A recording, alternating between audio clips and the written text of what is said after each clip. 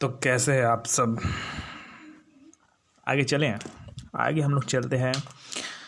जय विकास के हम लोग अभी प्रमाण पढ़ रहे थे। प्रमाण, अगर जय विकास का प्रमाण नहीं पढ़े हैं तो पीछे वीडियो में जाइए, जय विकास का प्रमाण आपको मिल जाएगा, या तो इस वीडियो के जो अभी चल रहा है उस वीडियो के डिस्क्रिप्शन बॉक्स में जाइए, वहाँ पर आपको लिंक मिलेगा, उस लिंक से आप चले जाइए। किसमें? विभिन्न प्रकार के प्रमाण, 3-4 प्रमाण दिया वहाँ बस मैंने तो अभी का जो पॉइंट है उसका नाम है जय विकास की व्याख्या। जय विकास का जो प्रमाणित किए थे हम लोग ना, कि सरल जीवों से धीरे धीरे जटिल जीवों का निर्माण होता है, ये हम लोग प्रमाणित किए थे। ठीक है।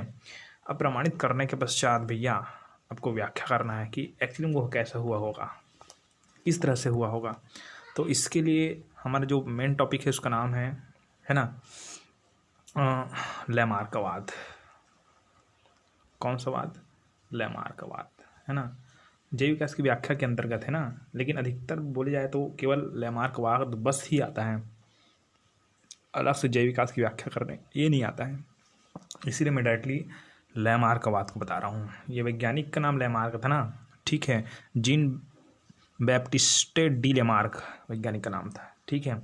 उसी ने अपने नाम पर क्या रख दिया? लैमार्कवाद रख दिया। चलिए, तो पहले लैमार्कवाद को तथ्य पढ़ने से पहले नॉर्मल जानकारी देखते हैं कि सर्वप्रथम विकास की प्रक्रिया को तथ्यों एवं तार्किक ढंग से, तर्क के आधार पर, ठीक है, कि तर्क लगाया जा सकता है कि उस समय क्या हुआ होगा, है ना।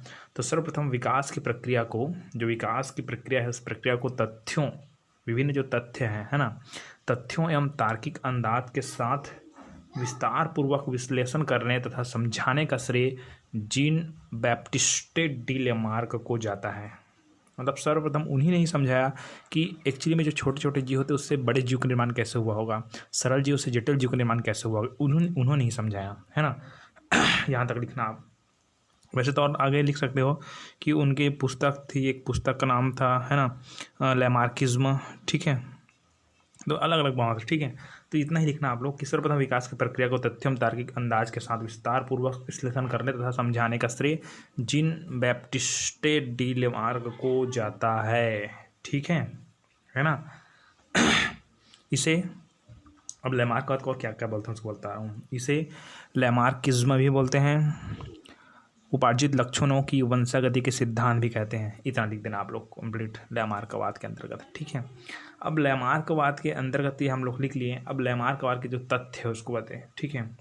लैमार्कवाद या इस सिद्धांत के अनुसार मुख्य बातें निम्नलिखित तरीके से व्यक्त की जा सकती है लैमार्कवाद के अंतर्गत ना। तो पहला बात देखिए, एकदम सिंपल है। पहला, वातावरण में परिवर्तन होने से जीवों में उस परिवर्तन के अनुसार नई आवश्यकताएं पैदा हुई।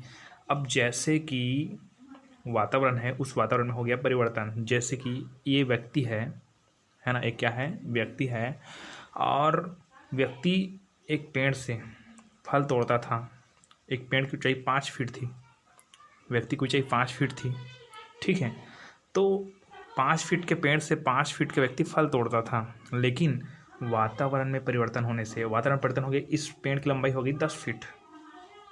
कितना हो गई? 10 फीट। तो वातावरण में परिवर्तन होने से जीवों में उस परिवर्तन के अनुसार नई आवश्यकताएं हुई। तो इस व्यक्ति को आवश्यकता किसकी हुई कि इसका भी हाइट कितना हो जाए? 10 फीट हो जाए।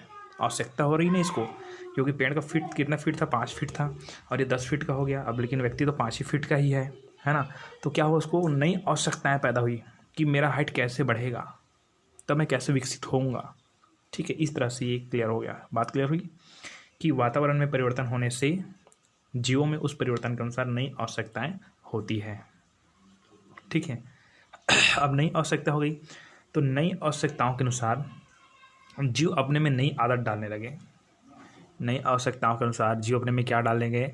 नई आदत डालने। मतलब क्या हुआ कि जो पेड़ बहुत ऊपर हो गया ना, ठीक है। तो अच्छा, ये व्यक्ति के बारे में नहीं छोड़ दीजिए, अब मैं किसी जानवर के बारे में बता रहा हूँ, ठीक है। ये व्यक्ति के बारे में नहीं, पेड़ को मान जब जानवर का, ये पेड़ है और ये जानवर है जिराफ। क्या नाम इसका है? जिराफ तो देखे होंगे आप लोग, बहुत बड़ा होता है, लंबा होता है। तो पहले जिराफ बहुत छोटा था, बोलते हैं एकदम छोटा था, कुत्ते की तरह, पालतू कुत्ता था ना, उतना छोटा था, है ना। तो देखिए, पहले नई आवश्यकताएं पैदा हुई, ये तो जान गए हम लोग। नई आवश्यकताओं के अनुसार जीव अपने में नई आदत डालने लगे। ठीक है, क्या क्या करने लगे? नई आदत डालने लगे। तो ये जो पेड़ है छोटा था और जिराफ भी छोटा था। ठीक है, तो खाने के लिए वो ना अपना सिर को नीचे करता था। ठीक है, अब उनमें ये इसका हाइट बढ़ गया, किसका हाइट बढ़ गया? पेड़ का हाइट बढ़ गया। तो उनमें नई आवश्यकताएं आ गई कि इसको ना सिर को ऊपर करना पड़ता था। पहले नीचे करके खाता था, अब सिर को ऊपर पड़ना, मतलब नई आवश्यकताओं के अनुसार जीव में अपनी नई आदत बनने लगी। मतलब इसका आदत कैसा था? पहले आदत था कि नीचे झुक कर खाना चाहिए था। अब ना आदत बदल दिया, वो क्या कर दिया? अपने सिर को ऊपर करके खाता है। बात समझ रही है आपको? तो ये दूसरा पॉइंट है। ठीक है, कि वातावरण में परिवर्तन होने से जीवों में उस परिवर्तन के अनुसार नई आवश्यकताएं होती है और नई आवश्यकताओं के अनुसार जीव अपने में नई आदत डालते हैं। अब नई आदत भी डल गई। ठीक है, अब नई आदत डल गई, तब क्या हुआ कि नई आदत के अनुसार शरीर के कुछ अंगों का उपयोग और उनका अनुपयोग होने लगा। अब देखिए, अब क्या हो रहा है कि उनका, देखिए जिराफ का गर्दन पहले बहुत छोटा था बोलते हैं, ठीक, इतना बड़ा था। अब थोड़ा सा ऊपर करने लगा, वो अपने सिर को उठाने लगा। तो प्रकृति में कुछ ऐसे परिवर्तन हुए कि उसके जो गर्दन है वो थोड़ी सी बढ़ने लग गई। बार बार ऊपर उठाता था, इसलिए गर्दन की जो मात्रा है वो बढ़ने लगी। बात समझ रही है ना? तो क्या हुआ कि यहाँ पर वो अपना जो टांग है, सामने वाला जो टांग, वो भी बराबर था पहले बोलते थे, अभी तो बहुत बड़ा होता है।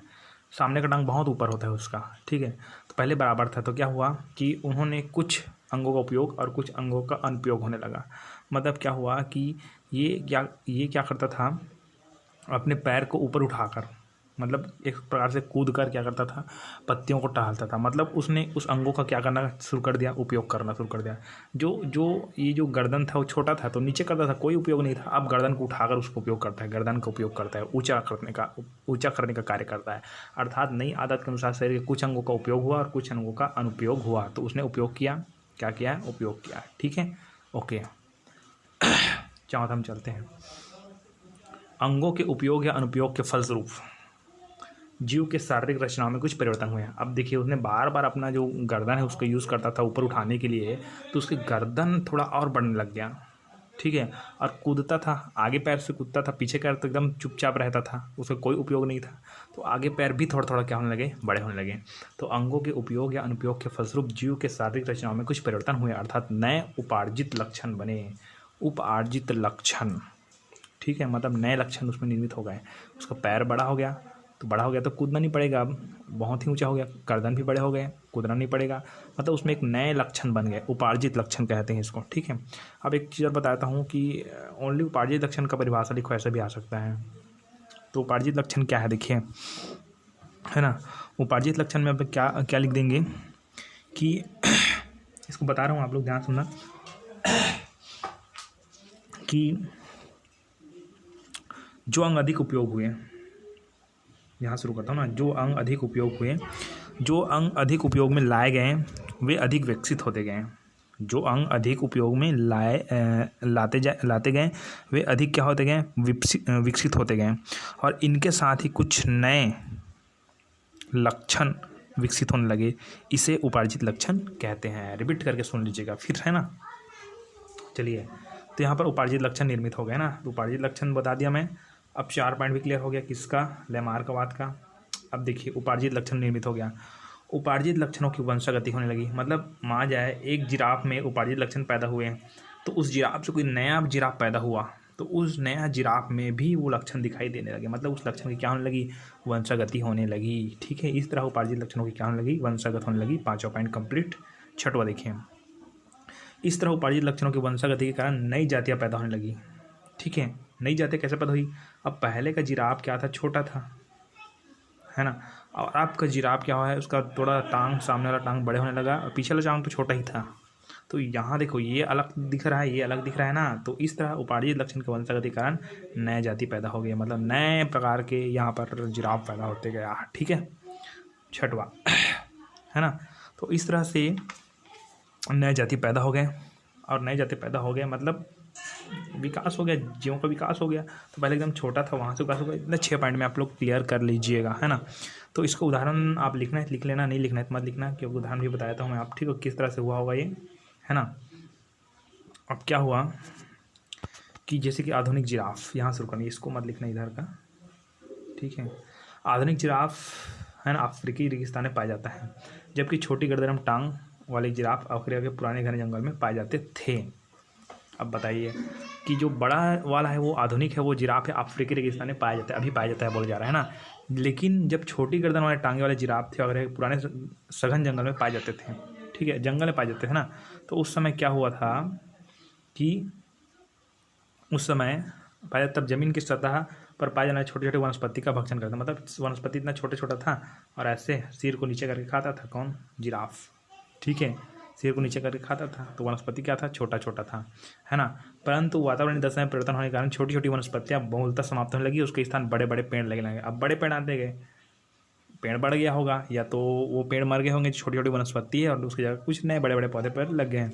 इसके कारण जिराफों के पेड़ इस परिवर्तन के कारण जिराफों को ऊंचे पेड़ पौधे पर निर्भर होना पड़ा, जिस कारण इसे पिछली टांगे पर खड़े होकर, अब ऊपर टांग को उछलता था मतलब कूदता था, तो पिछले टांगों पर खड़ा होता था ना वो, ठीक है, दो टांगे ऊपर थे, पिछली टांगों पर खड़ा करता था, अगली टांगों को ऊपर उठाकर गर्दन को थोड़ी लंबी करके ऊंचे वृक्ष के पत्तियों को खाना पड़ता था। इस प्रक्रिया का संलग्न रहने के कारण इसके गर्दन और टांगों का उपयोग बढ़ता गया और फलस्वरूप दोनों अंग क्रमशः लंबे होते गए, गर्दन भी बढ़ गया और क्या बढ़ गया, टांग भी बढ़ गया। अब पीढ़ी दर पीढ़ी अब बनते गया, ठीक, इस प्रकार से नए जिराफ का निर्माण हो गया, ठीक है। इसका उदाहरण है ना, इतना उदाहरण नहीं लिखने की जरूरत है आपको, या तो कहानी लिख देना, इतना है। आप बड़ा क्वेश्चन आया तब लिखेंगे, ठीक है। तो ये हो गया लैमार्कवाद, ठीक है, ये लैमार्कवाद है, ठीक है।